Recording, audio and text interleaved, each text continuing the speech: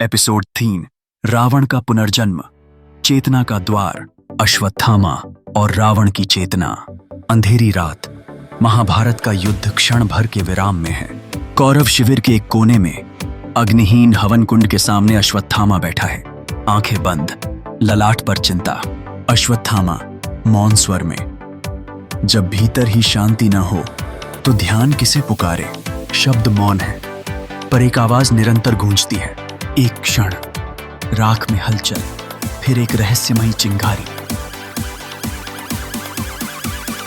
रावण की रहस्यमयी हंसी गूंजती है। अश्वत्थामा, जो पीड़ा तुम्हारे भीतर पल रही है वही मुझे जीवन देती है। अश्वत्थामा चकित होकर, ये स्वर मेरे भीतर से आ रहा है, पर यह मेरा नहीं है। कौन हो तुम? रावण, मैं दशानन हूं, वो चेतना जो युगों पहले झुलसाई गई थी लेकिन कभी बुझी नहीं। मैं वह हूं जो अग्नि में जला, पर अग्नि में ही अमर हुआ, और अब मैं तुम्हारे भीतर जाग चुका हूं। अश्वत्थामा, पर क्यों? मैं कोई राक्षस नहीं, मैं धर्म के लिए शस्त्र उठाने वाला हूं। रावण, धर्म? क्या धर्म ने तुम्हारे पिता की रक्षा की? क्या कर्ण को उसका यथोचित सम्मान मिला? क्या जिनके लिए तुम रक्त बहा रहे हो उन्होंने तुम्हारी आत्मा को समझा? गुरु द्रोण का अपमान हो रहा है। कर्ण को भी वचन और मर्यादा के नाम पर बार बार नीचा दिखाया गया है, और तुम बस देख पा रहे हो, कुछ कर नहीं पा रहे। अश्वत्थामा भावुक होकर, पर मैं अभी जीवित हूं, मेरे पास शस्त्र हैं, विकल्प हैं, किसी चेतना की आवश्यकता नहीं है। रावण शांत लेकिन तीखा स्वर, नहीं, तुम्हें शक्ति चाहिए जो केवल अस्त्र नहीं दे सकते। तुम्हें वह क्रोध, वह अग्नि चाहिए जो एक युग को हिला सके, और वही मैं लाया हूं अपने साथ। अब मेरी चेतना और तुम्हारी आत्मा एक हो चुकी है, और अब तुम केवल योद्धा नहीं रहे, तुम युग दृष्टा बन चुके हो, जो धर्म की परछाई में छिपे छल को भस्म कर सकता है। अश्वत्थामा का ललाट लाल हो जाता है, उसकी आंखों में सुनहरी लपटें उठने लगती हैं। श्री राम का पूर्वाभास।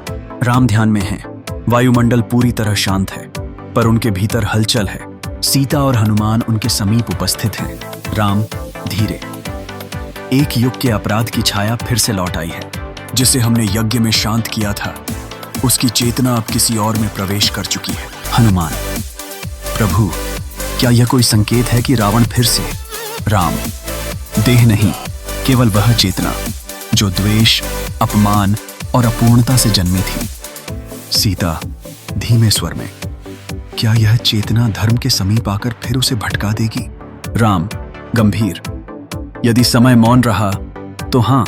कृष्ण एकांत में बैठे हैं, नेत्र बंद, उनके चारों ओर काल चक्र सा एक प्रकाश मंडल घूम रहा है। कृष्ण मौन में विचार। अश्वत्थामा की चेतना अब केवल मानवीय नहीं रही, किसी पुरानी ऊर्जा ने उसे छू लिया है। यह वही चेतना है जो धर्म और अधर्म की परिभाषा को चुनौती देती है। अब युद्ध केवल बाह्य नहीं, आंतरिक बन चुका है। अंधेरी गुफा में शकुनी राक्षसी यंत्रों और रक्त से बने चक्रों के बीच बैठा है। उसका स्वर झपमाला की तरह कांपता है। शकुनी, हे दशानन, तेरी अग्नि ही मेरा मार्ग है। कौरव वंश का पतन मैं नहीं, तेरी चेतना करेगी। रावण की छाया गूंजती है। नीति का तिरस्कार मुझसे बेहतर कोई नहीं करता। चलो शकुनी, अब तुम्हारी चालों में मेरा अग्निपथ भी जुड़ गया है। रहस्यमयी द्वार पर एक घना वन, केंद्र में एक विशाल द्वार जिस पर 10 चेहरों का अंकन है। राम, पांडव और हनुमान उस द्वार को देख रहे हैं। अर्जुन, यह द्वार प्रतीक है किसी शक्तिशाली सत्ता का, पर किसका? भीम, यह भूमि जैसे कांप रही है, मानो किसी सोई हुई चेतना की सांसें चल रही हों। राम, यह वही स्थान है जहां रावण की चेतना को युगों पूर्व रोका गया था, अब वह फिर से मुक्त हो रही है। द्वार के पीछे से हंसी गूंजती है। केवल शरीर को हराया था, चेतना को नहीं। अचानक द्वार पर अंधकार गहरा हो जाता है, बिजली गिरती है, सबकी आंखें चौंधिया जाती हैं। लक्ष्मण, प्रभु, वह देखिए, द्वार के ऊपर 10 चेहरों के बीच एक 11वां चेहरा उभरता है। न राम का, न रावण का, बल्कि एक ऐसा मुख जो 3 आंखों वाला है, जिसकी दोनों आंखें बंद हैं, पर तीसरी खुली है, और उसमें से धुआं नहीं, ब्रह्मांड बह रहा है। रावण केवल माध्यम था, अश्वत्थामा केवल पात्र, पर अब मैं स्वयं उतर रहा हूं मैं वह हूं जिसे न राम ने देखा न रावण ने पहचाना। सबके चेहरे पर आतंक। कृष्ण दूर बैठे एकाएक आंखें खोलते हैं। कृष्ण धीमे स्वर में, अंततः वह आ ही गया। वह जो रचना और संहार दोनों से परे है। और तभी गगन फटता है। द्वार के दोनों पार्ट अलग हो जाते हैं और भीतर से निकलती है एक काली आभा, जिसमें न रावण है न कोई योद्धा, बल्कि स्वयं समय का जन्मदाता। एपिसोड 4 में उजागर होगा, क्या रावण का पुनर्जन्म ही आखिरी भय था, या अब युद्ध ब्रह्मांडीय चेतनाओं का प्रारंभ है? क्योंकि जो आ रहा है वह न देव है न दानव, अब धर्म का आखिरी मूल्यांकन होगा।